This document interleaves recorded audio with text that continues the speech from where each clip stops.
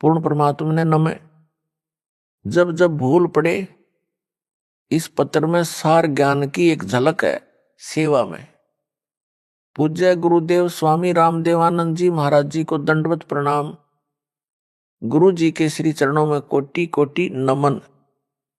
परमेश्वर कबीर जी के हीरे मोती लालो व सर्व संगत को दास का शुभ आशीर्वाद। आप सभी की अटूट श्रद्धा गुरुदेव के चरणों में सदा बनी रहे। आप भक्ति दान सेवा करके आजीवन मर्यादा का पालन करते हुए इस महाकष्टदायक यानी दुखालय, दुखों के घर काल ब्रह्म यानी ज्योति निरंजन के लोक से निकलकर अपने पिता के घर सतलोक में चले जाओ। आपको एक पत्र भेज रहा हूं। यह गुरुदेव स्वामी रामदेवानंद जी के लगाए बाग के पेड़ पौधों में लगे कीड़ों से रक्षा करेगा। यह स्प्रे का काम करेगा। काल के दूतों से बचाव के लिए रक्षा कवच बनेगा। इसको पढ़कर भी जो काल के भेजे दूतों से किनारा नहीं करेगा, वह परमेश्वर कबीर जी का हंस नहीं है, वह काल की फरद में चढ़ा है। संत गरीबदास जी ने सब ओर से स्पष्ट कर रखा है। कहा है कि गरीब सटदल दोनों दिन का दिल में दोष ना धार। सतगुरु का कोई एक है काल का भरा संसार। अर्थात जो मार्गदर्शक गुरु पद पर परमेश्वर का भेजा संत है, उसे सांत्वना देते हुए कहा है कि जो परमेश्वर कबीर जी की शरण नहीं आते या आकर फिर काल के दूतों के खेमे में चले जाते हैं, उस कारण से महादुखी ना हो, उनके प्रति दोष दिल में ना मान कि इतना समझाने के बाद नरक में जा रहे हैं। जो 60 दल यानी जो 6 पंथ हैं, उस समय तक अन्य पंथ नहीं चले थे। गिरी पुरी नाथ वैष्णव आदि आदि तथा दोनों धर्मों हिंदू तथा मुसलमान के व्यक्तियों को काल ब्रह्म ने जकड़ रखा है। ये सब काल की फरद में चढ़े हैं। सतगुरु का तो कोई कोई हंस यानी भगत तथा भगतमती है, वह दृढ़ रहेगा। सर्व संगत के लिए यह पत्र संजीवनी से कम नहीं है। इसको महीने में या जब इच्छा हो अवश्य सुनते या पढ़ते रहना है। इसको नित्य पाठ की बजाय मासिक पाठ समझकर जब इच्छा हो अवश्य पढ़ना या सुनना है। यह रोग प्रतिरोधक जड़ी यानी काल के प्रभाव को रोकने का काम करेगी। अपनी भक्ति क्रियाओं पर दृढ़ विश्वास बनेगा। विश्वास के बिना भक्ति सफल नहीं होती। आशा करता हूं जो काल के दूतों के जाल में फंसे हैं, वे भी पुनः विचार करेंगे, अपने निज घर की सुध लेंगे, जीवन की रक्षा करेंगे और अन्य सुरक्षित रहेंगे। हे मानव शरीर प्राप्त प्राणियों, आपको अनमोल अवसर मिला है अपना कल्याण करवाने का। सब सद्ग्रंथ तथा सब पहुंचे हुए संत यानी परमात्मा प्राप्त संत तथा स्वयं परमेश्वर कबीर जी बताते हैं, जो उनकी अमर वाणी में अंकित हैं कि मानो स्त्री पुरुष का जन्म दुर्लभ है, यह बार बार नहीं मिलता। जैसे प्रमाण मिलता है कागभूषण का, उसने यही बताया है कि मैंने अनेकों मानव जन्म बिना भक्ति के व्यर्थ किए। कुछ परिस्थिति ऐसी बनी जिस कारण से एक गुरु बनाया जो भगवान शिव का उपासक था। मेरे से भयंकर गलती हुई, मैंने अपने गुरु का खड़ा होकर सम्मान नहीं किया, जिस कारण से मेरे को भगवान शिव ने आकाशवाणी द्वारा श्राप दिया कि तूने अपने गुरु का अपमान किया है, मेरे लोक में आने योग्य तू नहीं है, तेरे को 1,00,000 वर्ष तक नरक में डाला जाएगा। ये आकाशवाणी गुरु जी ने भी सुनी। गुरु जी को पता नहीं था कि इसने ऐसी गलती की है। तब गुरु जी ने कहा कि भगत परमात्मा शिव जी से क्षमा याचना कर। कागभूषण को साथ लिया। गुरु जी ने भगवान शिव से आंखों में पानी भरकर याचना की कि हे भगवान, बालक है, गलती हो गई, क्षमा करो। ऐसी प्रार्थना कई घंटों की। तब शिव ने कहा कि नरक में इसे जाना पड़ेगा, 1,00,000 वर्ष तक इसको नरक में रहना भी पड़ेगा। परंतु इसके गुरु की प्रार्थना स्वीकार कर ली है। मैं अपने दिए श्राप को वापस नहीं ले सकता। मेरे आदेश से इसको यमदूत कोई कष्ट नहीं देंगे। ऐसा ही हुआ। 1 लाख वर्ष नरक में रहकर उसे मानव जन्म मिला, क्योंकि उसको उसके गुरु ने दिल से नहीं उतारा था। कारण यह था कि कागभूषण ने गुरु से तथा प्रभु शिव से अपनी गलती की क्षमा याचना कर ली थी। कबीर जी ने कहा है कि कबीर हरि के रूठते गुरु की शरण जाए, कह कबीर गुरु रूठते हरि नहीं होत सहाय।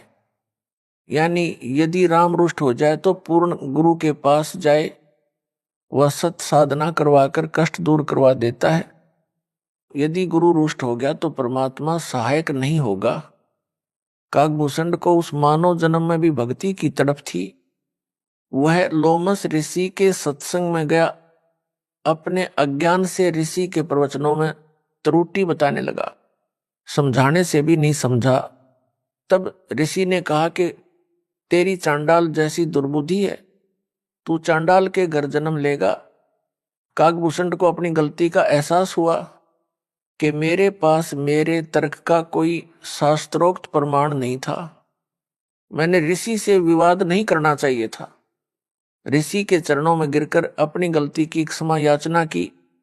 ऋषि द्वारा दिए श्राप को सुनकर क्रोध नहीं किया, मायूस होकर कहा कि ऋषिवर क्षमा करो।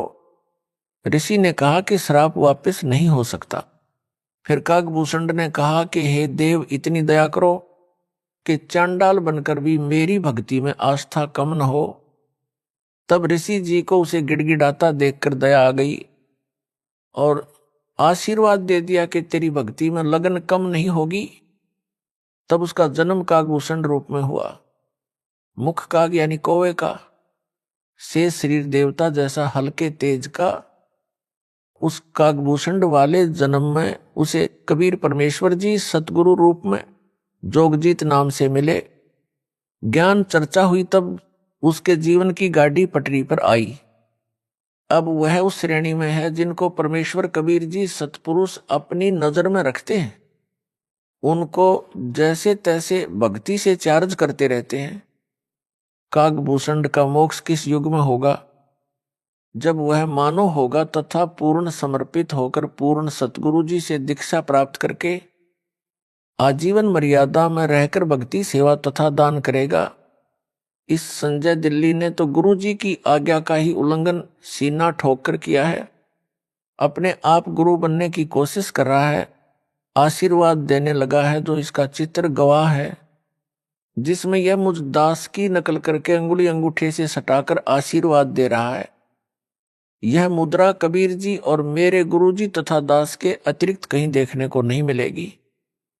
मेरे बाद जो नकली हैं वे बकवाद करके जीवन नष्ट कर सकते हैं। बालक बहुत प्यारा माँ का, उससे बढ़कर शिष्य गुरुओं का, अर्थात माता को बच्चा बहुत प्रिय होता है। गुरु को अपना शिष्य माता से भी अधिक प्रिय होता है। जो शिष्य बार बार गलती पर गलती करता है तो भी गुरु जी का प्रयत्न यही होता है कि किसी तरह यह सुधार कर ले, अपना मानव जीवन नष्ट ना करे। इसे ज्ञान नहीं है कि मानव जीवन कितना मूल्यवान है। मेरे को ज्ञान है, ये बालक है। जब बालक बार बार समझाने से भी नहीं मानता तो गुरु जी के पास एक ही विकल्प बचता है कि उस गंदे सेब को सेबों के ढेर से निकालकर कूड़े में फेंक दे। फिर उसे सूअर खाते हैं। दास का इस पत्र को लिखने का भी यही उद्देश्य है कि संजय दिल्ली अपना जीवन नष्ट ना करे, अब भी गलती की क्षमा याचना करके नाम शुद्ध करवाकर अपने मानव जीवन को धन्य बनाए, नरक में ना जाए। दास गुरु है, गुरु का कर्तव्य बनता है कि शिष्य को हर संभव कोशिश करके नरक जाने से बचाए। यदि किसी का बेटा बेटी बालक चला जा रहा है, सामने गहरा गड्ढा है, माता पिता की दृष्टि पड़ जाए तो वे दौड़कर उसे बचाने की भरसक कोशिश करते हैं। बच्चा माता पिता को अपनी ओर आता देखकर विचार करता है कि ये मेरे को खेलने से रोकने के लिए मुझे पकड़ने को आ रहे हैं। वह और तेज चल पड़ता है। माता पिता के प्रयत्न के पश्चात भी गड्ढे में गिरकर जीवन से हाथ धो बैठता है। माता पिता के पास रोने पीटने के अतिरिक्त कुछ शेष नहीं रहता। दास बार बार पत्र लिखकर संजय दिल्ली व पवन जयपुर को पकड़ने की कोशिश कर रहा है, परंतु ये दोनों नरक वाले गड्ढे की ओर दौड़ रहे हैं। संजय को तो गुरु बनने की हवस लगी है। जो माँ बाप का कार्य है मानव समाज के साथ विश्वासघात है, गुरु जी के साथ विश्वासघात है। अब इसको मान बढ़ाई का रोग लग गया है। यह काल का दृढ़ जाल है। कबीर जी ने कहा है कि कबीर राज तजना सहज है, सहज त्रिया का नेह। मान बढ़ाई ईर्ष्या दुर्लभ तजना, ये अर्थात मनुष्य राज तथा पत्नी का मोह त्याग सकता है, परंतु मान बढ़ाई शिष्यों से चंवर करवाना, चरणों पर फूल चढ़वाना, गले में माला डलवाना तथा दंडवत करवाना, संत रूप में नकली शोभा पाना तथा ईर्ष्या मेरे विश्वास पात्र भक्तों व मेरे से ईर्ष्या करना आदि छोड़ना इसके लिए अब कठिन है। यदि यह सब छोड़कर अपना कल्याण करवा लेगा तो सचमुच महान है, विद्वान है। यदि क्षमा याचना नहीं करता है तो वास्तव में शैतान है। भोले भगत जो संजय दिल्ली से भ्रमित हैं, उनको भी इसी प्रकार विचार करना चाहिए जैसे उन भक्तों ने किया है जो इसके जाल से निकले हैं और वापस आकर नाम शुद्ध करवाकर अपना मानव जीवन नष्ट होने से बचा लिया है। दास ने पता करवाया कि जो भगत लौटे हैं उनसे पूछो कि कैसे समझ आई कि वह झूठा उपाखंडी है। उन्होंने बताया कि संजय दिल्ली कहता था कि मैं गुरु जी का सम्मान करता हूं। वो तो सही है, परंतु उनका भाई तथा कमेटी वाले गुरु जी से धोखा कर रहे हैं। जो दान का पैसा आता है उसे धर्म पर नहीं लगाते, अपनी जेब में भर रहे हैं। गुरु जी के लिए वकील नहीं कर रहे हैं। वे गुरु जी को बाहर नहीं आने देना चाहते। आप मेरा साथ दो, रुपए दो, मैं गुरु जी के लिए अच्छे वकील करूंगा, शीघ्र बाहर करवा दूंगा। हमने उस संजय को बहुत रुपए दिए, परंतु उसने कुछ नहीं किया। गुरुजी हिसार जेल में वह सत्संग करता था मेरठ में और कहता था कि जब तक गुरुजी को बाहर नहीं निकलवा दूंगा तब तक यहां मेरठ में हर सप्ताह सत्संग करता रहूंगा। उसकी ऐसी बातें अच्छी तो नहीं लगती थी, परंतु उसकी झूठ बहुत साफ सुथरी थी। हमारी बुद्धि पकड़ नहीं पा रही थी। जब गुरुजी का पत्र आया कि इसे पैसे ना दो, इसने 50 लाख रुपए भक्तों से वकील करने के नाम पर ठग लिए हैं तथा इसको यानी संजय को गुरुद्रोही घोषित कर दिया है। उसने यानी संजय ने कहा कि यह गुरु जी का पत्र नहीं है, उनके भाई ने झूठा पत्र उनके नाम से भेजा है। हमें पत्र में लिखी भाषा गुरु जी के भाई की नहीं लगी, क्योंकि हम आश्रम में जाते थे तो उनका भाई एक कमरे में बैठकर शंका का समाधान किया करता। हमने कई बार उनके पास बैठकर उनका ज्ञान सुना। ज्ञान वही गुरुजी वाला था, परंतु जो प्रवचन की भाषा गुरुजी की है तथा जो पुस्तकें गुरुजी ने लिखी है वह भाषा पत्र की भाषा से पूर्ण रूप से मिलती है, उनके भाई की भाषा से नहीं मिलती। संजय दिल्ली अब स्वयंभू गुरु बनकर आशीर्वाद देने लगा। यह बात हमें खटकी कि हमारा गुरु भाई हमारा गुरु कैसे हो सकता है। इसे नाम देने का अधिकार भी गुरुजी ने नहीं दे रखा। यह सच में ढोंगी व झूठा है। उसी दिन से इससे गलानी हो गई। हमारी किस्मत अच्छी थी कि हमने नाम शुद्ध करवाकर अपने को नरक जाने से बचा लिया। अन्य गुरु भाई तथा बहनों से भी निवेदन करते हैं कि इसके जाल से निकलो और अपने गुरु जी की शरण में दोबारा आ जाओ। इसे भी साथ ले आओ, इसको भी नरक जाने से बचाओ। स्वयंभू गुरु बनकर ये 100-200 का जीवन नष्ट करेगा, अपना तो कर ही रहा है।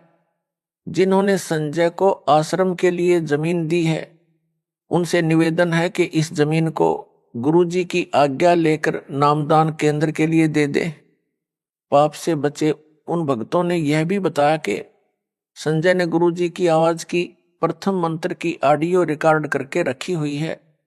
जब कोरोना महामारी के कारण गुरुजी की आवाज से ऑनलाइन नाम दिया जाता था, तो संजय ने रिकॉर्ड कर ली। अब यह उस ऑडियो से नाम दिलाता है। इसका उत्तर यह है कि संजय दिल्ली को नाम देने तथा दिलाने का आदेश दास ने दे ही नहीं रखा, इसलिए इसके द्वारा दिलाई दीक्षा कोई काम नहीं करेगी। यह भूत भगाने को अपनी शक्ति का चमत्कार बताकर मूर्ख बना रहा है। इसका खंडन आगे विस्तार पूर्वक किया है। नाम मेरी आवाज से दिलाता है, तो यह तो उनका गुरु भाई हुआ, फिर यह आशीर्वाद उनको किस लिए देता है? गुरु भाई आशीर्वाद देता है तो उसका बेड़ा गर्क होता है। उसने उनका नाम भी खराब कर दिया और अपना भी, इसीलिए तो इसको अज्ञानी कहा है। यदि ज्ञान होता तो यह बकवास ही नहीं करता। परमात्मा की आत्माओं के साथ इतना बड़ा धोखा नहीं करता, उनकी मर्यादा भंग नहीं करवाता। यह नकली गुरु नहीं बनता। यह कहता है कि कमेटी वाले सारा दान आप रख लेते हैं, धर्म नहीं लगाते। हे भगत जनों, यदि इस पापी की इस झूठ को सच्चा माने तो भी वे केवल धन हानि कर रहे हैं। धन तो परमात्मा और दे देगा, लेकिन यह संजय तो उनके मानव जीवन को ही नष्ट कर रहा है। गुरु से दूर करके काल के जाल में फंसा लिए, घर के छोड़ेगा ना घाट के। प्रमुख सेवादारों को उन भक्तों ने बताया जो संजय दिल्ली से भ्रमित हो गए थे और सच्चाई जानकर लौट आए हैं। नाम शुद्ध करवा लिया है। प्रमुख सेवादारों ने मुझ दास को बताया।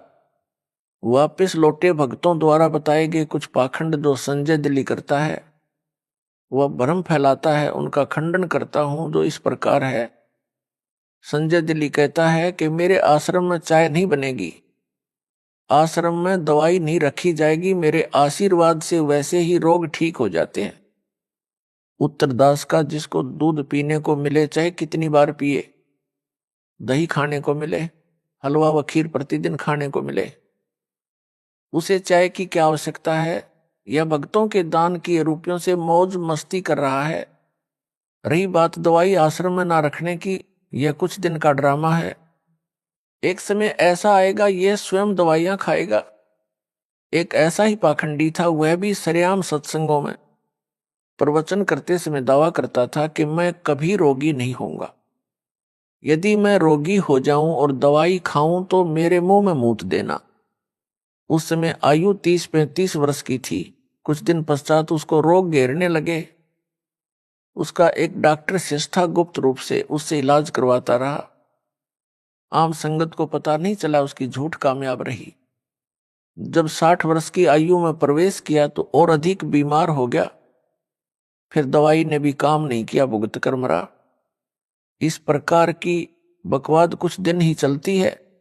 जब नकली गुरु मरा तब तक उन शिष्यों की तीसरी पीढ़ी तक उस काल के दूत के जाल में फंस चुकी थी। फिर परंपरा पड़ गई, मृत्यु के पश्चात उसकी यादगार बनाई गई। फिर उस समाध यानी यादगार की पूजा शुरू हो गई। सबको नरक के भागी बनाकर मरा। संजय दिल्ली ने कुछ संगत को कुछ दिन यह कहकर बरगलाया कि गुरुजी तो सही हैं, उनका भाई तथा कमेटी के सदस्य तथा उनके आसपास जो कि सेवा में रहते थे वे गलत हैं। वे दान का सारा पैसा अपनी जेब में रख लेते हैं। गुरुजी को जेल से बाहर नहीं निकलने देना चाहते। आप संगत वाले मेरा साथ दें, रुपये दो, मैं गुरुजी को बाहर लाऊंगा। इस प्रकार की बातों से बहुत सारे अनुयायी जो नए नए तथा कुछ पुराने भी उसके बहकावे में आ गए। मेरे द्वारा नियुक्त विश्वास पात्र भक्तों को दान देना भी बंद कर दिया। उस समय वह संजय पाखंडी 50 लाख रुपये भक्तों के दान के ले गया। एक भी वकील नहीं किया आज तक। जब दास को पता चला कि संजय दिल्ली तथा पवन जयपुर ने इस प्रकार संगत को भरमा दिया है, तब सख्त कदम उठाए, संगत को संभाला। दास ने जेल जाने की लीला यह देखने के लिए की है कि मेरे सतलोक जाने के पश्चात संगत वाले इस अनमोल मिशन को कैसे चलाएंगे। अब तो दास संसार में है, जो भी त्रुटि अनुयायी करेंगे उनको समझाकर सीधे मार्ग पर ले आऊंगा। यदि कोई भगत या भगत मति समझाने के पश्चात भी सुधार नहीं करेगा तो वह हमारे काम का नहीं है, वह तो चेडू है। चेडू क्या है यह बताता हूं। दूध से दही और दही से मक्खन बनता है। मक्खन अधिक समय ठीक नहीं रहता, इसलिए उसे गर्म किया जाता है। गर्म करने के पश्चात जो लस्सी घी में होती है वह ऊपर आ जाती है, जो कई दिन घी में रहने से खराब हो जाती है। वह लस्सी नहीं कही जाती, उसे हरियाणा में चेडू कहते हैं। यानी बेकाम का पदार्थ होता है। उसको एक बर्तन में डालकर उसमें ठंडा पानी डालकर कुछ देर छोड़ दिया जाता है। यदि थोड़ा बहुत घी उसमें रह गया होता है वह जम जाता है। फिर उस जमे घी को भी निकाल लिया जाता है, क्योंकि उस घी बनाने वाली को पता होता है कि घी प्राप्त करने के लिए कितना संघर्ष करना पड़ता है। भैंस या गाय मोल लेनी, उसका चारा मोल लेना, या किसान है तो चारा घर का होता है, उसे बेचे तो धन मिलता है, वह भी घी बनाने के खर्च में ही गिना जाता है। फिर भैंस गाय की देखरेख, दूध निकालना, गर्म करना, दही बनाना, फिर मक्खन बनाना, तब मक्खन को गर्म करके शुद्ध घी तैयार किया जाता है। इसलिए घी बनाने वाली बहन, बेटी या माई घी का कण भी व्यर्थ नहीं जाने देना चाहती। उस चेडू के ठंडा होने पर जरा सा भी घी मिलता है तो उसे भी निकाल कर रख लेती है। उसको शुद्ध घी इतना प्रिय होता, घी का एक कण भी नहीं छोड़ती। फिर उस चेडू फुई को फेंक देती है। इसी प्रकार दास ने सन 1994 से 2014 तक तथा वर्तमान तक सत्संग की वीडियो, यानी नूरी शरीर से ज्ञान समझाकर सत्संग पर सत्संग सुनाकर सर्व सदग्रंथों को वीडियो के माध्यम से सबको दिखाकर संगत रूपी मक्खन निकाला है। अब उस मक्खन को ताया गर्म किया है। इसमें जो चेडू होगा वो ऊपर आ जाएगा। वह चेडू तो ऊपर आ चुका है। दास का यह पत्र रूपी ठंडा पानी है। यदि कोई कण यानी अच्छी आत्मा उस चेडू में होगी उसे निकाल लूंगा, क्योंकि दास को शुद्ध घी यानी भगत आत्माएं जान से भी प्यारी हैं। उनके लिए भटक रहा हूं, दूसरी बार बिना दोष के जेल में हूं, परंतु आशा करता हूं कि एक दिन सत्य की जीत होगी। परमेश्वर कबीर जी से कुछ नहीं छिपा है। मुझे चाहे कितना कष्ट मिले, परमात्मा की आत्माएं काल के जाल से निकले, अपना कल्याण करवाकर अपने निज घर सतलोक में चली जाएं। दास आपको मासुखी देखना चाहता है, मुझे अपने कष्ट की कोई परवाह नहीं है, परंतु जो मन में बांस उपजा है इससे डर लग रहा है। गरीबदास जी ने कहा है कि संगत माही कुसंगत उपजा, जैसे वन में बांस। आप घिस घिस आग लगाया करें वनखंड का भी नाश, अर्थात जैसे वन में अन्य फलदार व कीमती लकड़ी वाले पेड़ों के साथ साथ बांस भी उग जाता है। तेज हवा चलने पर बांस एक दूसरे के साथ टकराते हैं, उस घर्षण से जंगल में आग लग जाती है, जिससे पूरे जंगल के फलदार पेड़ भी जलकर नष्ट हो जाते हैं। यह संजय साकट तथा पौन जयपुर वही कुसंगत उपजी है। कुछ संगत के भगत भी इनके साथ लगे थे। जब दास को पता चला कि संजय व पौन नाम के दो जालिम संगत में आग लगा रहे हैं, तब सब संगत को आदेश दिया कि इनका साथ छोड़ दो। जिन भक्तों को मैंने जिम्मेदारी दे रखी है उनकी बातें मानो। दान के सब पैसों का हिसाब दास के पास आता है, एक पैसा भी गलत प्रयोग नहीं हो रहा। कमेटी वालों ने सब हिसाब बनाकर संगत के पुराने भक्तों को दिखाया। इतना रुपया आज तक दान में मिला है, इतना वकीलों व भक्तों के घर सहायता तौर पर दिया गया है। संगत बहुत समझदार है, वह तुरंत मान गई और दास ने संजय दिल्ली तथा पवन जयपुर को गुरुद्रोही घोषित कर दिया। फिर तो सब संगत उनसे किनारा कर गई। कुछ भोले नए भगत थे, वे अभी तक इस जालिम संजय की बातों में फंसे हैं। उनको सतर्क करने के लिए यह पत्र भेजा है। आशा करता हूं कि बुद्धिमान भगत भगतमती इस पत्र को पढ़कर इसकी असलियत से परिचित होकर इससे दूर हो जाएंगे, नाम शुद्ध करवाकर अपना मानव जीवन धन्य बनाएंगे। संजय साकट दिल्ली के खेमे को छोड़कर आए भक्तों ने जो और जानकारी दी थी उसका खंडन आगे और करता हूं। संजय दिल्ली अपने को श्री सिख गुरु नानक देव जी की आत्मा बताता है, यह सफेद झूठ है। यदि वह श्री नानक जी वाली आत्मा है तो इससे सिद्ध हुआ कि श्री नानक जी का मोक्ष नहीं हुआ है। वह जन्म मरण के चक्कर में पड़ी है, जो वर्तमान में संजय रूप में जन्मी है। मोक्ष प्राप्त प्राणी वह है जो कभी लौटकर संसार में कभी जन्म न ले।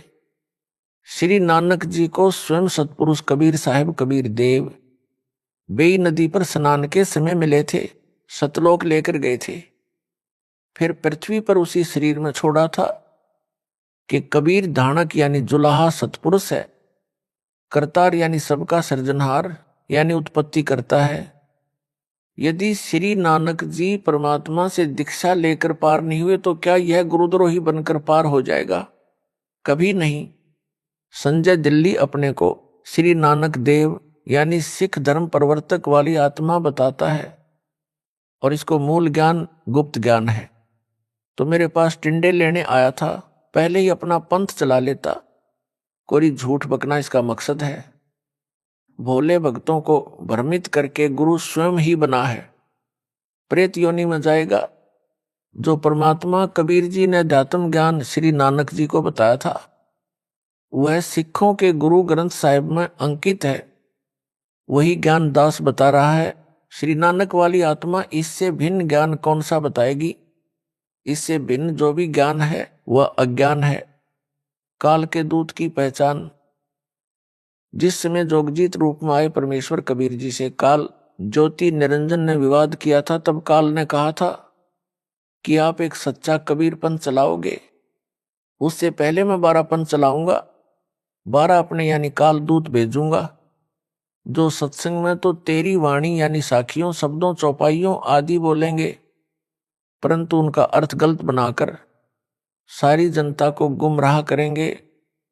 उन 12 पंथों के पश्चात और अनेकों पंथ अपने दूत भेजकर चलाऊंगा, सब जीवों को भरमाऊंगा।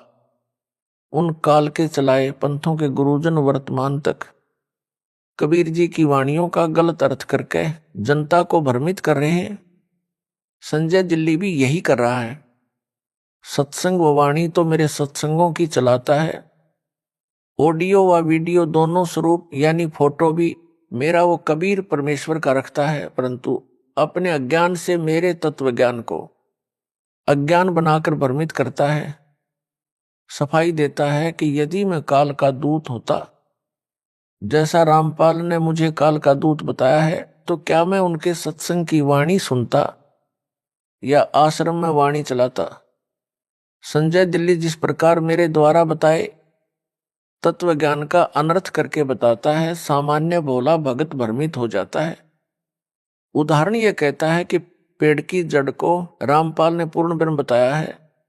जड़ पूर्ण ब्रह्म नहीं हो सकती, उसे पोषक तत्व मिट्टी से मिलता है।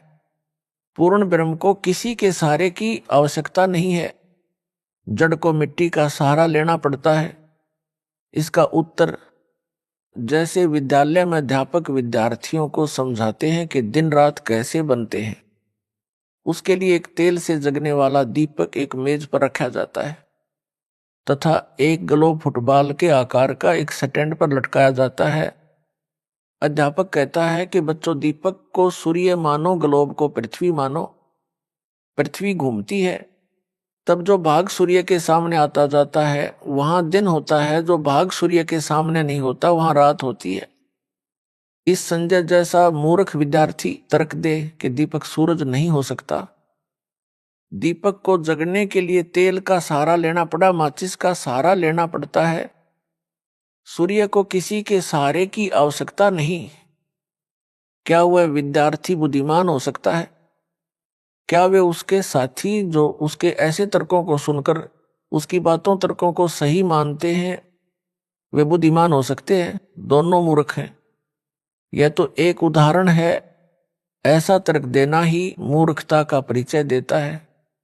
ऐसे ही गीता अध्याय 15 के श्लोक नंबर 1, 4 तथा 16, 17 में वृक्ष का उदाहरण देकर सृष्टि की वह समर्थ परमेश्वर तथा सब देवताओं की स्थिति समझाई है।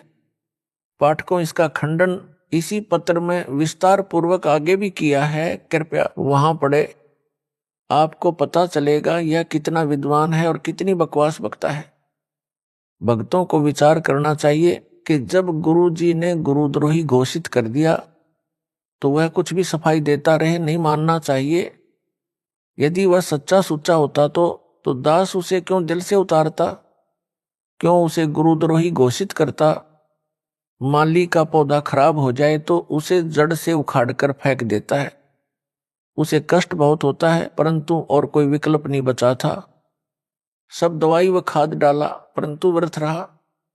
जैसे सेब विक्रेता की टोकरी भरी सेबों में से एक सेब दागी हो जाती है तो वह उसे निकालकर कूड़े में डाल देता है।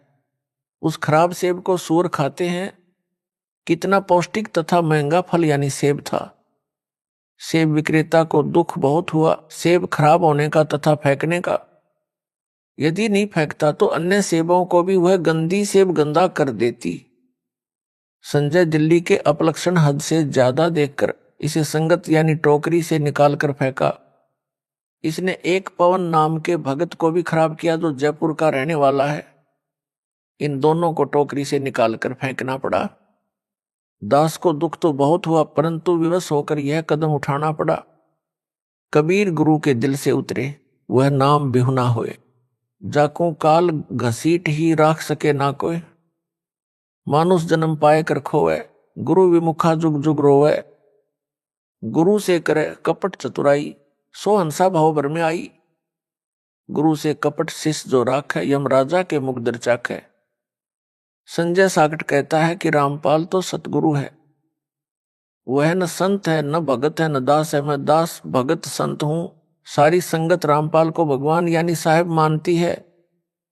रामपाल सतगुरु है, भगत दास संत नहीं है। रामपाल ने 13वें पंथ के विषय में बताया है कि 13वें पंथ से सब अंधियारा हटेगा, वह संत भगत दास होगा। मैं यानी संजय ही वह संत भगत व दास हूं। रामपाल तो सतगुरु है। उदाहरण देता वाणी से, सतगुरु साहेब एक शरीरा। सतगुरु और साहेब यानी भगवान तो एक है। सारी संगत रामपाल को भगवान यानी साहेब मानती है, इसलिए साहेब और सतगुरु एक है। इसलिए रामपाल सतगुरु सिद्ध हुआ। अंधेरा तो भगत दास संत से हटेगा तथा सबका कल्याण होगा। वह मैं यानी संजय हूं। रामपाल को तो संगत भगवान यानी साहेब मानती है।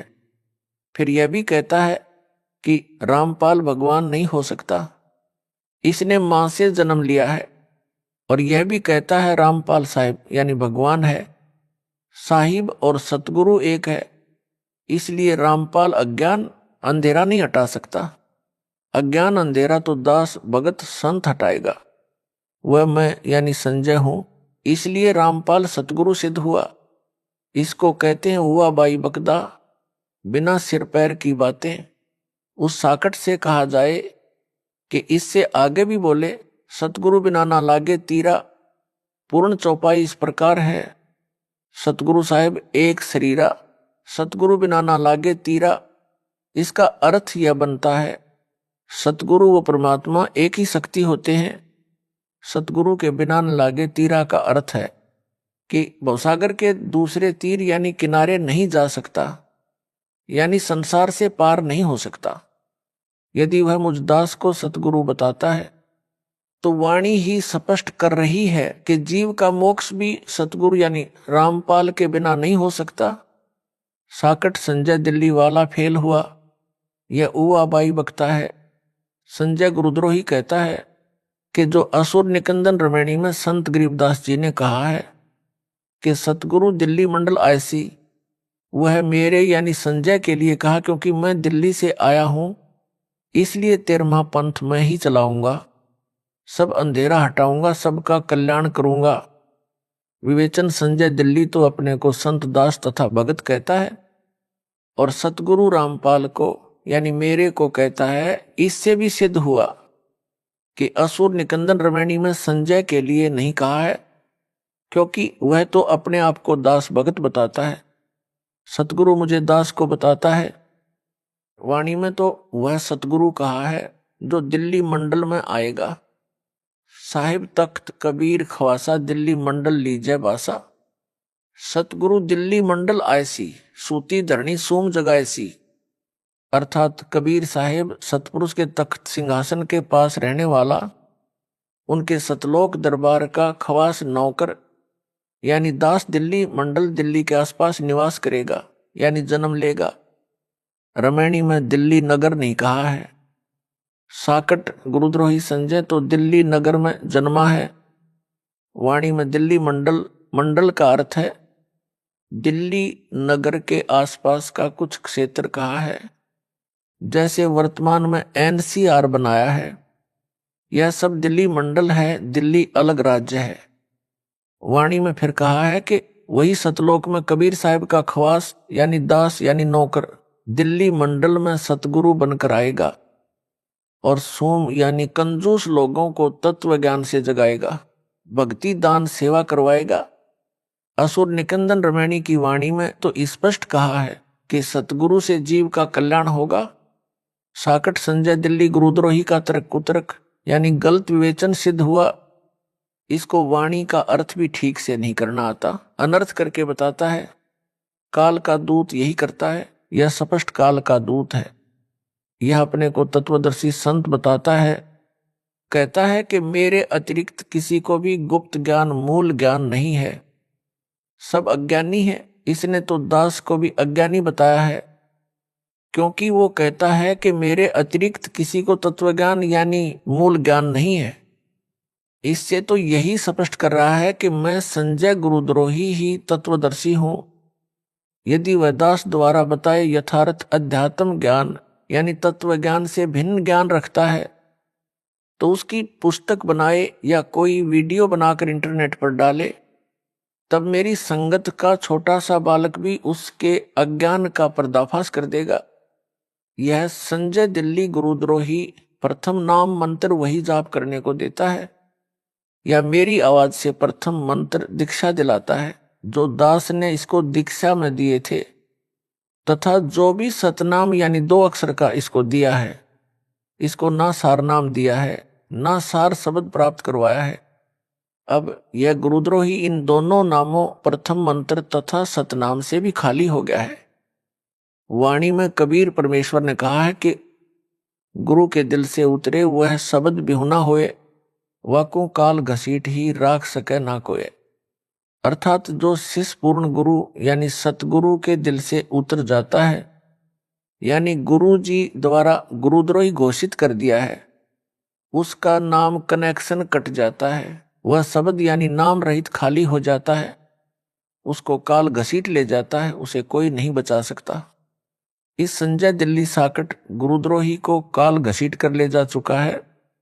काल इसमें प्रेतवत प्रवेश है, जैसे ऋषियों में प्रवेश करके अधूरा सूक्ष्म वेद लिखाकर उसके 4 भाग श्री वेद व्यास ऋषि द्वारा करवा दिए। सब जनता ने इन्हीं वेदों को पूर्ण अध्यात्म ज्ञान मान रखा था। दास का ज्ञान योग मेरे गुरुदेव जी की कृपा से परमेश्वर कबीर जी ने खोलकर सर्वग्रंथों का सार निकलवाया है। सूक्ष्म वेद यानी तत्व ज्ञान जो स्वयं कबीर परमेश्वर जी ने प्रत्येक युग में प्रकट होकर सतलोक से चलकर आकर बताया था, उसे सब ग्रंथों से भी प्रमाणित किया है। इससे हटकर जो कोई भी ज्ञान बताएगा वह अज्ञान होगा। कबीर जी ने कहा है कि 9 मन सूत उलझिया ऋषि रहे जखमार, सतगुरु ऐसा सुलझा दे उलझे ना दूजी बार। अर्थात कबीर परमेश्वर जी ने कहा है कि अध्यात्म ज्ञान रूपी 9 मन यानी 360 किलोग्राम सूत, कच्चा धागा जो चरखे से काता जाता था, जो कपास से बनता था, उलझा हुआ है। ऋषिजन भी इसे समझने सुलझाने की अत्यधिक कोशिश कर रहे हैं, परंतु सुलझा नहीं यानी स्पष्ट नहीं हुआ। संध्या आरती में भी यही कहा है कि सनक सनंदन नारद मुनिजन शेष पार नहीं पावे, शंकर ध्यान धरे निश्वासर अजहू ताही सुलझावें। अर्थात ऋषियों तथा शेषनाग को भी परमात्मा का पार नहीं पाया यानी यथार्थ रूप में नहीं समझ सके। शंकर भगवान कहलाने वाला भी दिन रात हठ योग करके ध्यान लगाकर परमात्मा को समझने तथा ज्ञान सुलझाने में अभी तक लगा है, कुछ भी सुलझ नहीं पाया है।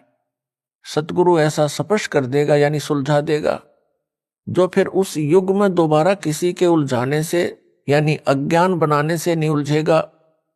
इस वाणी से यह भी स्पष्ट हुआ कि तत्व ज्ञान को सतगुरु ही प्रकट कर सकता है। संजय साकट दिल्ली तो अपने को संत दास भगत बताता है तथा सतगुरु मुझ दास को बताता है। इससे भी यह अपने अज्ञान के मकड़ जाल में स्वयं ही फंस गया, अर्थात झूठा सिद्ध हो गया है। यदि इस गुरुद्रोही की बात को सच्ची माने जो यह कह रहा है कि मैं संजय दिल्ली ही तत्व ज्ञान जानता हूं, मूल ज्ञान जानता हूं, तो नाम मेरे यानी दास वाले क्यों जपता है, क्यों अपने जाल में फंसाए भोले भक्तों को देता है? फिर तो नाम भी भिन्न होने चाहिए। यदि यह कहेगा कि नाम तो यही सही है, तो फिर इसके तत्व ज्ञान का क्या अचार डालना है? मोक्ष तो निज नामों से होना है, वे यह दास दीक्षा में दे रहा है।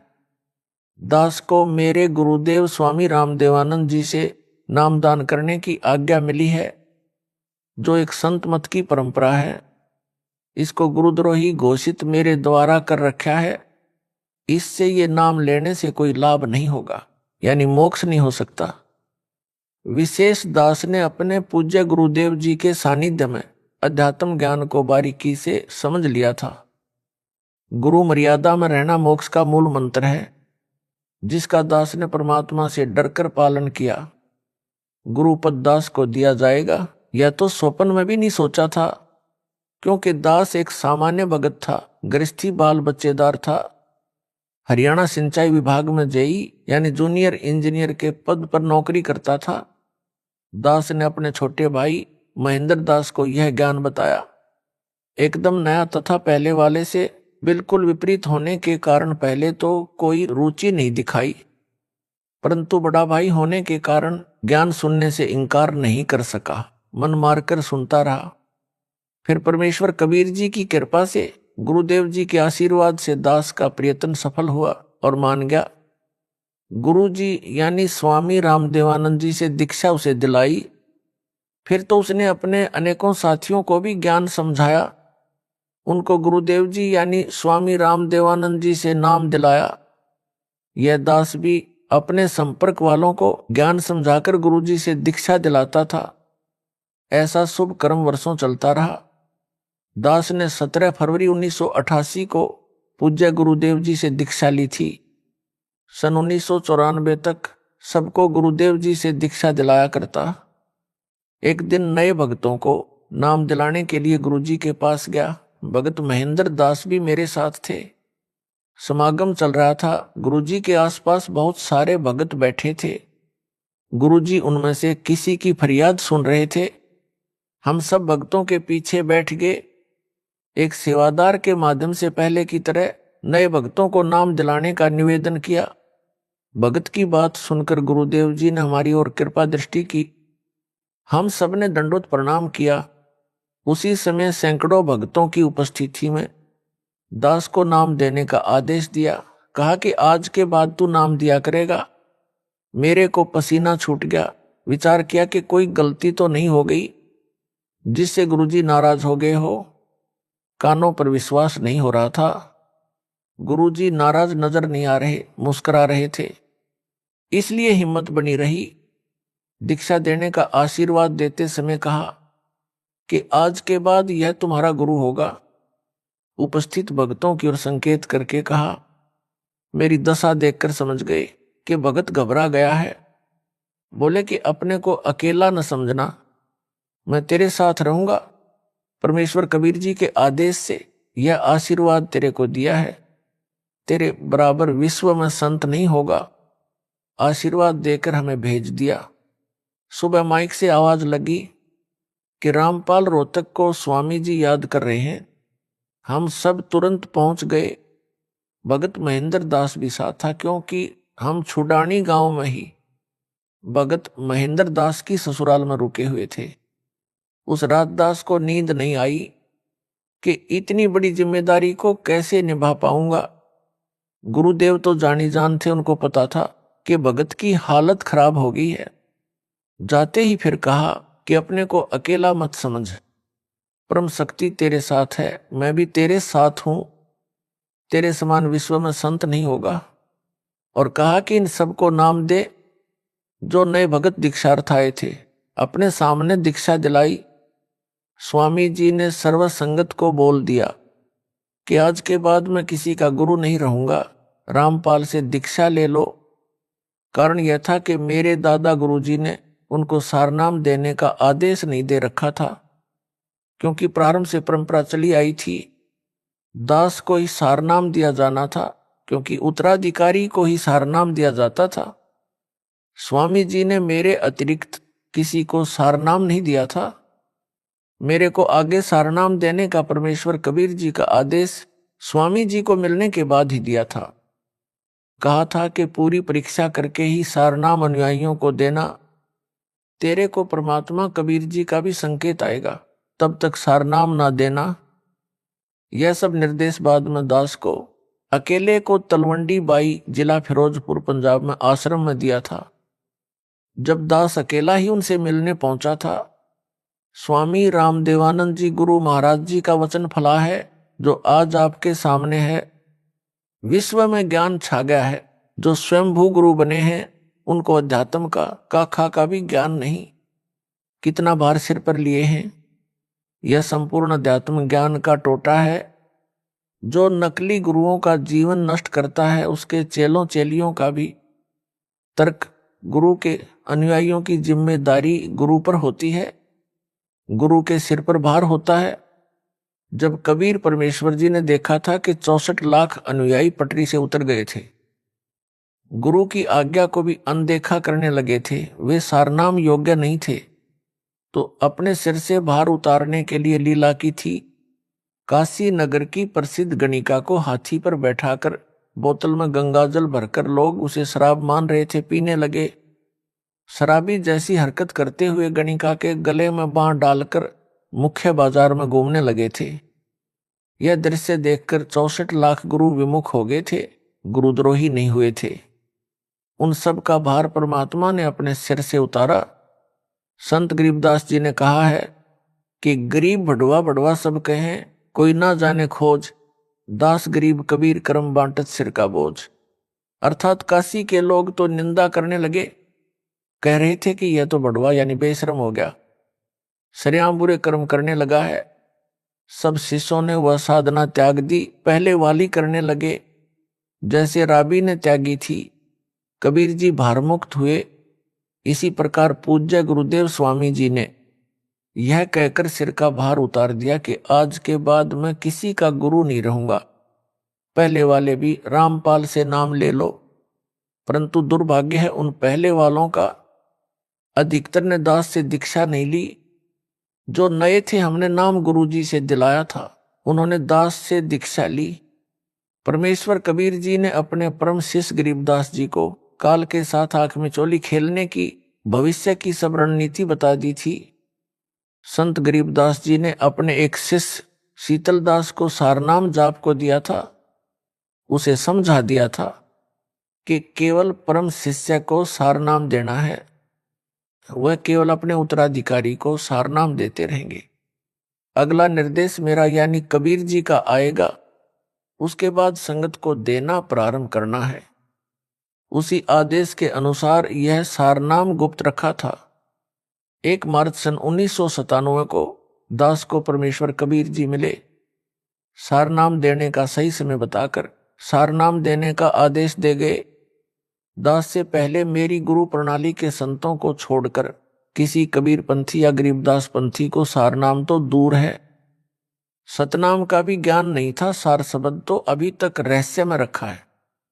सारनाम भी लंबी परीक्षा के बाद दिया जाता है। जो काल के दूत होते हैं वे पहचाने जाते हैं। जैसे यह संजय सारनाम मिलने से पहले ही पिछन गया कि यह काल का दूत है। गुरु बनना खाला जी का घर नहीं है। गुरु जी के आदेश के पश्चात नाम देने से तथा सारनाम देने से शिष्यों का भार नहीं रहता। जो केवल सतनाम या प्रथम नाम के पश्चात मृत्यु को प्राप्त हो जाते हैं, गुरुद्रोही नहीं होते हैं, तो उनको वर्तमान में तुरंत मानव जन्म मिलेगा, पूरी दीक्षा मिलेगी, वे मोक्ष प्राप्त करेंगे। 1000 वर्ष तक यह वीडियो से दीक्षा दी जाती रहेगी। अब किसी का भार दास पर नहीं रहेगा। जो स्वामी जी के शिष्य थे वे भक्ति से चार्ज किए गए थे। प्रथम मंत्री अधिकतर को दिया करते थे, किसी किसी को सतनाम देते थे।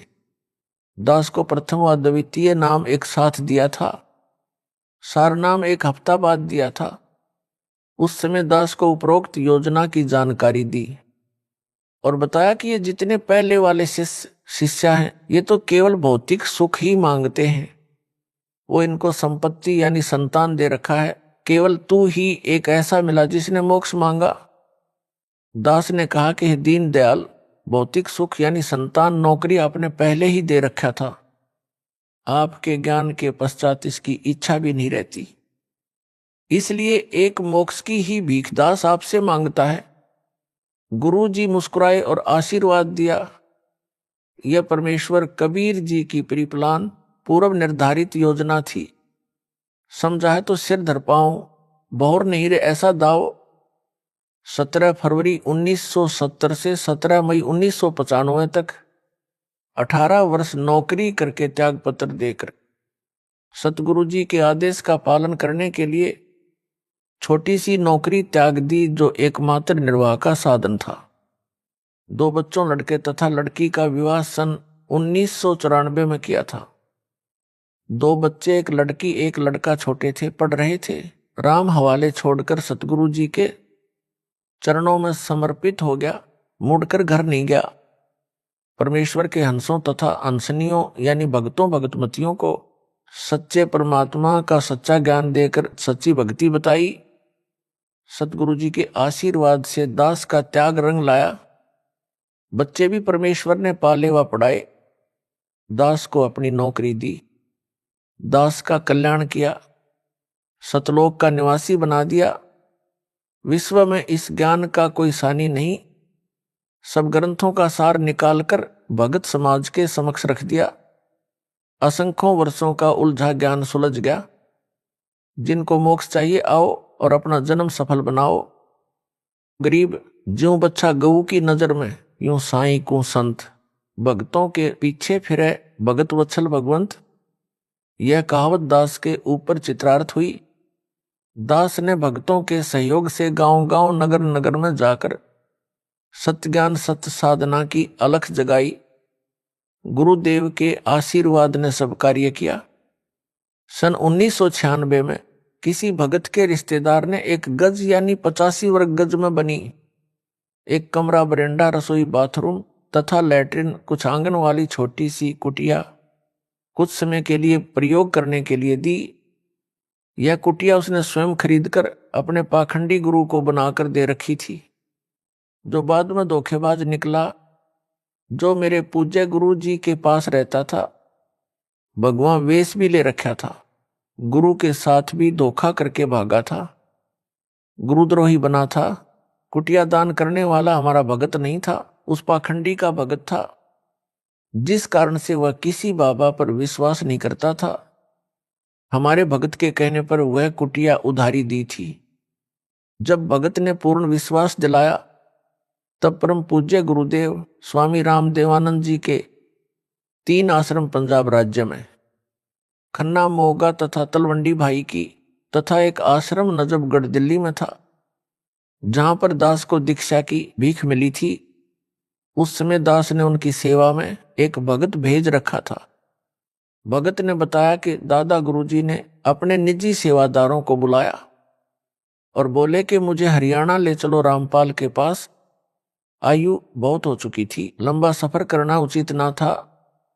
भक्तों ने निवेदन किया कि आपका लंबे सफर में जाना उचित नहीं, परंतु एक नहीं सुनी। सन 1996 में 13 दिसंबर से 19 दिसंबर तक उसी जींद कुटिया के पास खाली प्लाटों में, जो किसी किसी के थे, निर्माण नहीं किया था, प्रथम खुला पाठ 7 दिन का किया जा रहा था। परमात्मा 12 दिसंबर 1996 को ही जींद कुटिया में आ गए। दास देखकर आश्चर्यचकित तथा बहुत खुश हुआ, दंडवत किया। भगत जन सेवा में लग गए। उस प्रथम अनुष्ठान को अपने सानिध्य में सफल करवाया। 7 दिन मौसम बसंत जैसा रहा। 20 दिसंबर 1996 को सर्दी व धुंध छा गई। स्वामी जी उस कुटी में 23 जनवरी 1997 तक रहे। 24 जनवरी को तलवंडी बाई पंजाब में गए 25 जनवरी को विश्राम किया। 26 जनवरी 1997 को बैठे बैठे सतलोक चले गए। सब आश्रमों की सुविधा त्याग कर अपने दास विदुर के पास आए। वहां जब देखा कि यथार्थ कबीर पंथ यानी 13वें पंथ की नींव दृढ़ हो चुकी है, सतलोक चले गए। जब उनका जींद कुटिया में डेरा था, दास उनकी आज्ञा लेकर गांव में सत्संग व पाठ करने गया था। सेवादारों को बताया था कि दास उस दिन आएगा, तब तक गुरुजी का ध्यान रखना। उस निश्चित दिन को दास कुछ लेट हो गया। कुटिया में केवल गुरुजी के स्नान आदि की व्यवस्था शुद्धता से की थी। शुद्धता का ध्यान रखते हुए दास जींद पहुंचकर किसी भगत के घर स्नान करने लगा, जिस कारण से देरी हुई। उस समय तक सेवादारों से 10 बार पूछा कि रामपाल आया है। उनको तान रखा था कि पता करो क्यों नहीं आया। उस समय मोबाइल को तो जानते भी नहीं थे, अन्य फोन भी गांव में नहीं थे। जब भक्तों को पता चला तो एक भगत आया और बोला, स्वामी जी ने 10 बार पूछ लिया कि कहाँ है, आज आने की कह गया था, क्या कारण हुआ। दास उसी समय भगत की मोटरसाइकिल लेकर तत्काल पहुंचा। कई भगत बैठे थे। दास ने दंडवत किया और चरण चंपी करने लगा। दास का सिर पकड़ा और ऊपर को किया। बोले, मैंने भगवान पा लिया, तेरा पाना दुर्लभ हो गया। दास चुप रहा। गुरुदेव की अंतरात्मा की आवाज थी। अगले दिन तलवंडी बाई वाले आश्रम में चले गए, वहां से सतलोक गमन किया। कबीर हरि के रूठते गुरु की शरण में जाए। कह कबीर, गुरु रूठ गए तो हरि ना होत सहाय। कबीर, जिन बातों से गुरु दुख पावे, उन बातों को दूर भावे। गरीब इन बातां क्या पाइए, राजी कर सतगुरु रूठे नू। अर्थात गुरु को प्रसन्न रखो, मोक्ष होगा। बकवादों से कुछ नहीं मिलना। यह संजय दिल्ली गुरुद्रोही दावा करता है कि यहां मेरे आश्रम में भूत माफी मांगते हैं। भूतों को यहां बुलाया जाता है। बहुतों की प्रेत बाधा दूर हो रही है। यह क्या छोटी बात है? क्या मेरे में शक्ति नहीं है? इसका उत्तर इस प्रकार है। आपको राबी के विषय में ज्ञान है कि उसने सतगुरु देव जी से दीक्षा लेकर 4 वर्ष साधना की थी। फिर किसी मजबूरी के कारण वह साधना त्यागनी पड़ गई। परंतु ऐसी परिस्थिति में भक्ति मार्ग त्यागना गुरुद्रोही की श्रेणी में नहीं आता, गुरु विमुख वाली श्रेणी में आता है। उस 4 वर्ष की मर्यादित साधना से उस देवी में इतनी भक्ति की शक्ति हो गई थी कि उसके लिए मक्का वाला मंदिर उड़कर विमान की तरह लेने चला आया और उस भगत आत्मा को लेकर यथास्थान पर स्थापित हो गया। परंतु मोक्ष से बहुत दूर रही। मोक्ष कई जन्मों में कष्ट भोगकर पुनः सतगुरु शरण में आने से ही हुआ। यह संजय साकट भी 3-4 वर्ष मर्यादा में रहा। अब यह गुरुद्रोही हो चुका है। इससे मोक्ष 100 कोस दूर हो गया है। उस मर्यादित साधना से मिली भक्ति ज्यादा नहीं टिकेगी, सीधा नरक में जाएगा। यह है सार ज्ञान। यदि इसे समझ होती तो इतनी बड़ी गलती नहीं करता। अब नाम देने का अधिकार इसको यानी संजय दिल्ली को दास ने यानी इसके भूतपूर्व गुरु ने नहीं दे रखा। वह सार नाम इसको प्राप्त नहीं। दावा करता है भूत निकालने का, भूतों को बुलाने का। भूत प्रेत निकालने व डालने वाले तो इस जैसे भारत में लाखों अड्डे हैं। इसने उस गांव को भूतगाह यानी प्रेतों का स्थान बना दिया। जैसे राजस्थान प्रांत में गांव मेहंदीपुर में बालाजी भूतगाह बना है, वहां केवल भूतों को निकालने डालने का काम है। अनगिनत जनता वहां जाती है। किसी का मोक्ष नहीं होना, क्योंकि मोक्ष तो सतगुरु से दीक्षा लेकर आजीवन मर्यादा में रहकर भक्ति सेवा दान करके प्राप्त होता है। गुरु भी पूर्ण हो। मेहंदीपुर में बालाजी का धाम कैसे बना? मेहंदीपुर राजस्थान प्रांत में एक सच्चा सुच्चा इंसान था। आयु लगभग 30 वर्ष हो चुकी थी। परमात्मा की भक्ति करता था। किसी कारण से विवाह नहीं करवाया था। जहां भी परमात्मा की कथा सत्संग चर्चा होती पहुंच जाता। सब कहते हैं कि गुरु बिन मोक्ष नहीं। उसने भी गुरु बनाया। गुरु रामायण का पाठ व कथा किया करता था। कोई भी पाठ करना होता है तो देसी गाय भैंस के घी की ज्योति जलाई जाती है जो हवन का काम करती है। उसने एक श्री राम का मंदिर भी बनवा रखा था। उसमें रामचंद्र, सीता व लक्ष्मण तथा हनुमान की मूर्तियां पत्थर की स्थापित कर रखी थी। उन मूर्तियों के सामने अखंड ज्योति जलती थी। किसी में प्रेत बाधा होती तो उस मंदिर यानी आश्रम में जग रही ज्योति को वह हनुमान की मूर्ति तथा श्री राम, लक्ष्मण, सीता की मूर्ति को देखकर चिल्लाने लग जाती, बाबा छोड़ दे, कभी नहीं आऊंगा। कुछ देर में वह प्रेत बाधा वाला व्यक्ति स्त्री या पुरुष शांत हो जाता। यह सब मेहंदीपुर वाला भगत भी देखता था। वह भी जो कोई प्रेत बाधा वाला उसके संपर्क में आता उसे गुरु धाम में ले जाता और भूत निकलवाता। एक बार गुरुजी बीमार पड़ गए, इलाज के लिए दूर शहर में चले गए। वहां लगभग 6 महीने रहना पड़ा। उसकी मौत हो गई। मेहंदीपुर वाला भगत अपने घर पर केवल हनुमान जी की पत्थर की मूर्ति को, जो उसे बारिश के मौसम में एक ऊंचे स्थान पर मिट्टी कटकर बह जाने पर दिखाई दी थी, वहां मिली थी, जो बहुत अच्छी यानी साफ नहीं बनी थी, परंतु लगती थी कि हनुमान जी की है। उसे हनुमान जी की कृपा से मिली मानकर उठा लाया। उस मूर्ति को एक स्थान पर स्थापित करके अखंड ज्योति लगाता था। 3 समय हनुमान का पाठ करता था जो गुरु ने बता रखा था। अब जो प्रेत बाधा वाले गुरु के पास जाते थे या नए जो मेहंदीपुर वाले के पास जाते थे, जिनको वह गुरु के पास ले जाया करता उसके पास आए, उनको भगत ने बताया कि गुरुजी तो इलाज के लिए बाहर गए हैं, पता नहीं कब स्वस्थ होकर आएंगे। इतने में वे सब उसके घर पर हनुमान जी की मूर्ति के सामने जग रही ज्योति के सामने चिल्लाने लगे। उसी प्रकार कहने लगे कि छोड़ दे बाबा, कभी नहीं आऊंगा या आऊंगी। 6 महीनों में उस भगत के आसपास प्रसिद्धि हो गई। जो गुरु के पास जाते या नए सब मेहंदीपुर जाने लगे, प्रेत बाधा ठीक होने लगी। उस भोले भगत को भ्रम हो गया कि तेरे में भी गुरु जैसी शक्ति आ गई है। वह महंत बन गया। उस भगत में प्रेत प्रवेश हुआ। नई नई प्रेरणा करने लगा। सत पकवानी बनानी चाहिए, 7 प्रकार की मिठाई मंगानी चाहिए, अधिक ज्योति जलानी चाहिए, आदि आदि। उस भगत ने 7 प्रकार का भोजन, हलवा, खीर, पूरी, कचौड़ी, पकौड़ी आदि आदि बनवानी शुरू कर दी। 7 प्रकार की मिठाई मंगवानी शुरू कर दी। प्रेत के सताए धनी व्यक्तियों ने उसमें खूब धन लुटाया। उस भगत ने एक हनुमान मंदिर बनाया जो वर्तमान में बहुत बड़ा बनाया गया है। भूत क्या करते हैं?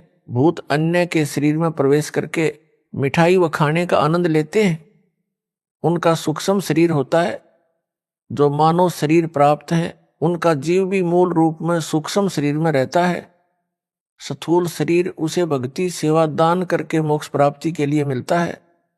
जो पूर्ण गुरु से दीक्षा लेकर भक्ति नहीं कर पाते, उनसे स्थूल मानव शरीर छीन लिया जाता है। उनमें से कुछ तो प्रेत बन जाते हैं। उस जीव का जो प्रेत बन गया है उसका मन वही स्थूल शरीर वाला आनंद चाहता है जो उसे स्थूल शरीर में मिल सकता है। जिस कारण से ये प्रेत किसी किसी में प्रवेश करके वह आनंद लेते हैं। जो व्यक्ति शराब पीते हैं, छोड़ नहीं पाते, उनमें कोई शराबी मरकर भूत बनकर प्रवेश है। वह चाहकर भी शराब नहीं छोड़ पाता। मेहंदीपुर में बालाजी के नाम से भगत ने मंदिर बनाया। मिठाई, मेवा, काजू, बादाम, किशमिश, मनुखा, दाख आदि का भोग लगाने लगा। यह प्रेत प्रेरणा से किया। जो प्रेत बाधा वाला मेहंदीपुर जाने लगा उसका भूत तुरंत निकल जाता और उस गांव यानी मेहंदीपुर के व्यक्ति जो शाम को आरती में आते हैं उनमें प्रवेश कर जाता है और वहां परमानेंट डेरा बना लेता है। प्रतिदिन भिन्न भिन्न प्रकार की मिठाई खाता है। इस प्रकार मेहंदीपुर बालाजी का धाम भूतगा बन गया, यानी भूतों की छावनी बन गया। मोक्ष ना तो उस भगत का हुआ ना वहां जाने वालों का होगा। एक दिन वह गांव जिसमें संजय दिल्ली ने भूत धाम बनाया है, उस गांव के व्यक्ति जो इसके आश्रम में आरती में जाते हैं तथा वहां का 56 प्रकार का भोग खाते हैं, उनमें बाहर से आए लोगों के भूत प्रवेश करने लग जाएंगे तथा भूतों का केंद्र बन जाएगा। प्रेत यानी भूत पहले मानव ही थे, उनका स्वभाव दिमाग उसी तरह काम करता है। जब वे देखते हैं कि यहाँ पर क्या क्या सुविधाएं हैं, उसी अनुसार निर्णय लेते हैं।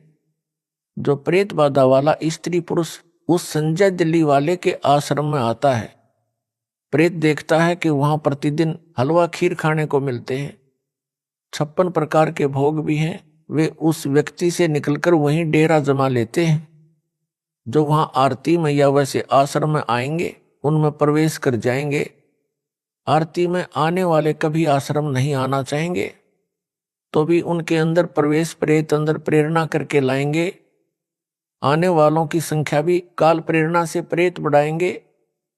इस प्रकार यह आश्रम मानव पतन का केंद्र बन जाएगा। मेरे यानी रामपाल दास के आश्रम में केवल समागम में ही हलवा खीर बनाई जाती है, बाद में सामान्य भोजन बनता है। उसी से परमात्मा का भोग प्रसाद निकाला जाता है। प्रेत देख लेते हैं कि यहां पर बाद में कुछ नहीं मिलना, वे प्रेत बाधा वाले से निकलकर भाग जाते हैं, क्योंकि यहां उनकी पिटाई परमात्मा करते हैं। प्रेत बहुत चतुर हो जाते हैं। संजय जैसे पाखंडी के पास जाकर जानबूझकर दिखावा करते हैं, छोड़ दो कभी नहीं आऊंगा, बस शांत हो जाते हैं।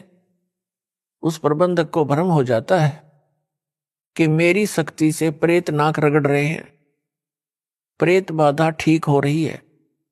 विचार करें, संजय दिल्ली को भी अन्य भक्तों व भगतमतियों वाले मंत्र जाप को दिए, जो प्रथम व द्वितीय नाम में दिए जाते हैं। इसमें अलग से शक्ति कहां से आ गई? इस आश्रम से पहले इसने कितने भूत निकाले थे, कितनों को लाभ दिया था, पूछो पाखंडी से। अब काल इसको नचा रहा है, जीवों को इसके जाल में फंसा रहा है। इसका तथा इसके सहयोगियों व प्रसाद खाने वालों को अपने चक्रव्यूह में फंसा रहा है। यह है सार ज्ञान, जो समझ सके तो समझ लो। हरियाणा के भगत ने बताया कि मेरे 2 चाचा छोटी आयु में मरकर प्रेत बने थे। वे मेरे भाई की पत्नी में प्रवेश करके बताते थे कि घर में झगड़ा हम करवाते हैं, शराब पीने की प्रेरणा हम करते हैं, शहर में मिठाई खाने हम ले जाते हैं। फिर उसने दास से दीक्षा ली, तब उनका पीछा छोड़ा। मोक्ष ना संजय दिल्ली गुरुद्रोही का होगा, ना उसके संपर्क में आने वाले भक्तों व भगतमतियों का होगा। सब भूत बनेंगे, नरक में गिरेंगे। एक बड़ा अधिकारी था, वह राम व हनुमान का परम भगत था। मेहंदीपुर बालाजी की वर्तमान में बड़ी ख्याति है। उसने बताया कि मेरे घर में बहुत सुख था, परंतु हनुमान जी का परम भगत होने के कारण एक बार प्रबल प्रेरणा बनी कि मेहंदीपुर धाम में मत्था टेक कर आए। अपनी गाड़ी ली, पूरा परिवार बैठाया और पहुंच गया। उस धाम को देखकर बहुत खुशी हुई। वहां अनेकों चमत्कार देखे। कोई व्यक्ति जिसमें प्रेत प्रवेश था, बहुत बड़ा पत्थर उठाए खड़ा था।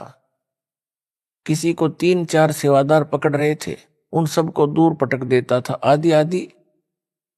घर पर आने के पश्चात मेरी पत्नी भी वही लीला करने लगी। चारपाई उठाकर फेंक दी। गेहूं का 50 किलोग्राम का कट्टा रखा था, उसे उठाकर खड़ी हो गई। वह 20 किलो वजन नहीं उठा सकती थी। अड़ोसी पड़ोसी बुलाए।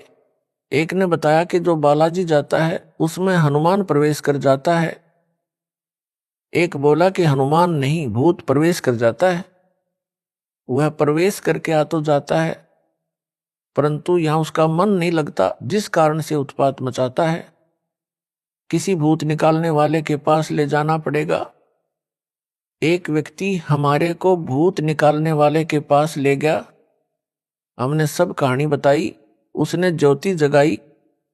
उसी समय मेरी पत्नी सिर घुमाने लगी।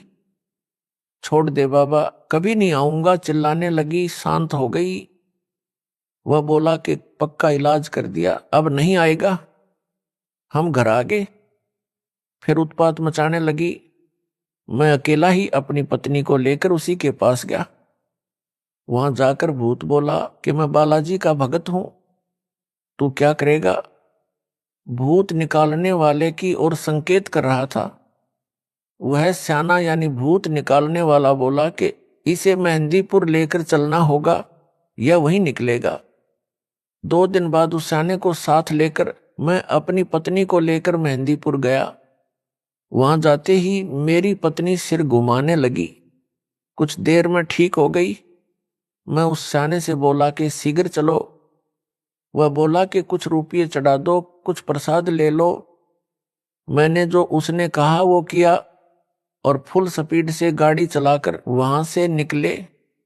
घर तक सब ठीक रहा। शाम को फिर वही लीला शुरू हुई। मेरी तो जान निकल गई कि यह क्या समस्या गले डाल ली मेहंदीपुर जाकर। उसके पश्चात जिसने जहां स्याना बताया गए 1-2 दिन ठीक ठाक रहता, फिर वही समस्या। कहीं कहीं हफ्ता ठीक निकल जाता। मेरी पत्नी में पहले 1 भूत था, फिर 3 आगे, उसमें 2 और प्रवेश वहीं से करके आगे। भूतों ने बताया कि उस गांव के जितने व्यक्ति उस मंदिर में प्रसाद लेने आते हैं सब में प्रेत प्रवेश है। हमारे को स्थान नहीं मिला, इसलिए इसमें प्रवेश करके आना पड़ा। आप पैसे वाले दिखाई देते थे। सोचा था कि यहां कुछ तो अच्छा खाने को मिलेगा। मेहंदीपुर में हाउसफुल है, एक एक में कई भूत प्रवेश हैं। एक दिन संत रामपाल जी का भगत मिला। उसने करौंथा आश्रम चलने को कहा।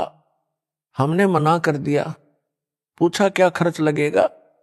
उसने कहा कि खर्चा कुछ नहीं लगेगा, परमात्मा की भक्ति करनी पड़ेगी, नाम लेना पड़ेगा। कई दिन तक वह हमारे घर आता रहा, तब हम माने। वह अपनी गाड़ी में बैठाकर करौंथा आश्रम में ले गया। वहां जाकर वह प्रेत बाधा समाप्त हुई। अब ज्ञान हो गया कि आम के आम गुठलियों के दाम यहीं पर हैं। मोक्ष भी होगा, 3 ताप भी कटेंगे। कबीर एक साधे सब सदे, सब साधे सब जाए, माली सींचे मूल को, फूले फले घाए। अर्थात जैसे माली यानी बागबानी का विशेषज्ञ पौधे के मूल तवज की सिंचाई करता है, एक जड़ की सिंचाई करने से सब सद है, तनाडार शाखाएं विकसित होती हैं, पौधा पेड़ बनकर फूल व फलों से लदपद हो जाता है, घने सारे फल खाने को मिलते हैं। यदि अज्ञानी व्यक्ति पौधे की शाखाओं को जमीन में गाड़कर, ज्ञानी व्यक्ति ने पौधे की जड़ को गाड़ा होता है, उन सबको साधे यानी सिंचाई करे तो सब नष्ट हो जाएगा। इसी प्रकार एक मुझ दास से दीक्षा लेकर 3 ताप का कष्ट भी समाप्त होगा। यानी प्रेत बाधा, पितृ बाधा जो 3 ताप में से एक हैं, तथा मर्यादा में रहकर भक्ति, दान व सेवा करने से सतलोक अमरधाम भी प्राप्त होगा, यानी पूर्ण मोक्ष भी होगा। अपराधी के अपराध करने में संयोगी भी पाप के भागी होते हैं। संजय दिल्ली ने अपने गुरु दास की निंदा की, मेरे भोले भक्तों को भ्रमित करके मेरे से दूर किया, गुरुद्रोही बन गया। यह इसका पहला अपराध है। इससे बड़ा अपराध भक्ति मार्ग में नहीं है। आप तो नरक जाएगा ही। अनेकों भक्तों के भी नाम खंडित करवा दिए, जो काल ज्योति निरंजन के जाल में फिर फंस गए। जो वापस आ जाएंगे, नाम शुद्ध करवा लेंगे, वे तो बच जाएंगे। अन्य जो इसको दान देकर इसके पाप में सहयोग कर रहे हैं, वे भी इसी के समान परमात्मा कबीर जी के अपराधी हैं। जिन्होंने इस गुरुद्रोही संजय दिल्ली को भूतों का धाम बनाने के लिए जमीन दान की है, वे इसी के समान परमात्मा कबीर जी के दोषी हैं। भगत चाहे प्रथम नाम प्राप्त है, चाहे सतनाम प्राप्त है, उसको सर्वप्रथम नियम बताए जाते हैं। लिखित में प्रिंटेड कॉपी नियमों की तथा भक्ति बोध दी जाती है, जिनमें यह भी बताया गया है कि कबीर गुरु बिन माला फेरते, गुरु बिन देते दान, गुरु बिन दोनों निष्फल हैं, चाहे पूछो वेद पुराण। अर्थात गुरु धारण किए बिना नाम जाप व दान करना व्यर्थ है। कबीर गुरु बिन दान पुण्य जो करही, मिथ्या हुए कब हूं न फल ही। गुरु बिन प्रेत जन्म सब पावे, वर्ष सहंस गर्भ सो रहावे। गुरु के मिले कट्टे दुख पापा, जन्म जन्म के मिटे संतापा। गुरु बिन होम यानी ज्योति यज्ञ नहीं कीजिए, गुरु की आज्ञा माही रहीजे। गुरु को तजय भजय जो आना, ता पशुआ का फोकट ज्ञाना। गुरु से बैर करे शिष जोई, भजन नाश अरु बहुत बिगोई। गुरु के चरण सदा चित दीजय, जीवन जन्म सफल कर लीजय। गुरु से कपट शिष जो राखे, यमराजा के मुगदर चख है। कबीर जानबूझ साची तजय करे झूठ से ने, ताकि संगत है प्रभु स्वपन में भी ना दे। संत गरीबदास जी की वाणी भी स्पष्ट करती है, गरीब गुरुद्रोही की पैड़ पर जय पग आवे वीर, 84 निश्चय पढ़े सतगुरु कहें कबीर। उपरोक्त वाणियों का अनुवाद स्पष्ट है कि पूर्ण गुरु जी को दान न करके अन्य को दान करता है वह व्यर्थ है। परंतु गुरु जी ने जिस शिष्य को दान इकट्ठा करने को कहा, यानी कोई ज्योति के रूप में, कोई पाठ के रूप में दान करते हैं, तो उनके नाम लिखे जाते हैं तथा रुपये भी लिखने वाला अपने पास रख लेता है, बाद में गुरु जी को पूरा हिसाब देता है। इस प्रकार का दान गुरु को किया ही दान माना जाता है। इस वाणी में इस प्रकार के दान को व्यर्थ नहीं बताया है। जो गुरुद्रोही घोषित है उसको किया दान, तथा अन्य किसी बाबा साधु को किया दान व्यर्थ कहा है, वह कभी नहीं फलेगा। जो गुरु धारण नहीं करते या गुरु से विमुख हो जाते हैं, गुरुद्रोही हो जाते हैं, वे सब प्रेत का जन्म प्राप्त करते हैं। संजय गिल्ली गुरुद्रोही घोषित है। जो इसके सहयोगी हैं वे गुरु विमुखी माने जाएंगे, वे भी प्रेत जन्म प्राप्त करेंगे। तो उस गांव में जिसमें संजय दिल्ली साकट ने पाखंड फैला रखा है, जो उसके आश्रम में आरती करके प्रसाद लेते हैं, वे भी प्रेत जन्म प्राप्त करेंगे। यह परमात्मा कबीर जी का बताया तथा बनाया विधान है जो अटल है। प्रेत की आयु लंबी होती है, हजारों वर्षों तक प्रेत बना रहता है। किसी औरत के गर्भ में प्रवेश रहना पड़ता है। प्रेत का स्त्री से जन्म नहीं होता, परंतु गर्भ में कष्ट बहुत होता है। उस गर्भ के कष्ट को वह पाप आत्मा झेलता है। एक माई जींद जिले हरियाणा की बताती थी कि मेरे पेट में बच्चा है, घूमता महसूस होता है, डॉक्टर से जांच भी करवा ली, कुछ नहीं मिला। उस माई की आयु लगभग 62 वर्ष थी। प्रेत को इस प्रकार के महाकष्ट भी झेलने पड़ते हैं। प्रेत योनि महाकष्टदायक होती है। यदि पूर्ण गुरु मिल जाए और शिष्य या शिष्या आजीवन मर्यादा पालन करते हुए भक्ति सेवा दान करे, तो इस प्रकार की सत्य साधना से इस प्रकार के युगों युगों के दुख यानी संकट व संताप महादुख समाप्त हो जाएंगे। गुरु जी से ही होम ज्योति यज्ञ करवाना लाभदायक है। गुरु जी की बजाय अन्य से ज्योति यानी हवन व अन्य धर्म यज्ञ, ध्यान यज्ञ, प्रणाम यज्ञ व ज्ञान यज्ञ आदि करवाना व्यर्थ है। गुरु जी के आदेश का पालन शिष्य व शिष्या को करना चाहिए। गुरु को तजय यानी छोड़कर अन्य में आस्था रखे यानी बजाय उस पशु जैसे शिष्य को फोकट ज्ञान है, उसे कुछ भी ज्ञान नहीं है, वह तो डांगर है।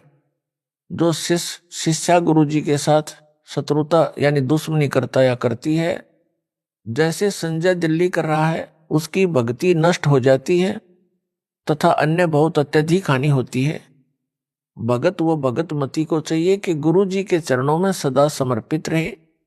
जैसे पतिव्रता अपने पति के अतिरिक्त किसी अन्य पुरुष में पति वाला भाव कभी नहीं देखती, चाहे कोई देवता क्यों न हो, मानो तो दूर की कौड़ी है। इस प्रकार जिन भक्तों भगत मतियों ने दास को तजकर संजय दिल्ली गुरुद्रोही में आस्था बना ली है, वे पथ भ्रष्ट हो चुके हैं। उनको पुनः विचार करना होगा। अपने गुरु जी के चरणों में चित्त फिर से रखकर अपना जीवन यानी मानव जन्म सफल करना होगा। इसी में उन सब की भलाई है। सत साहिब।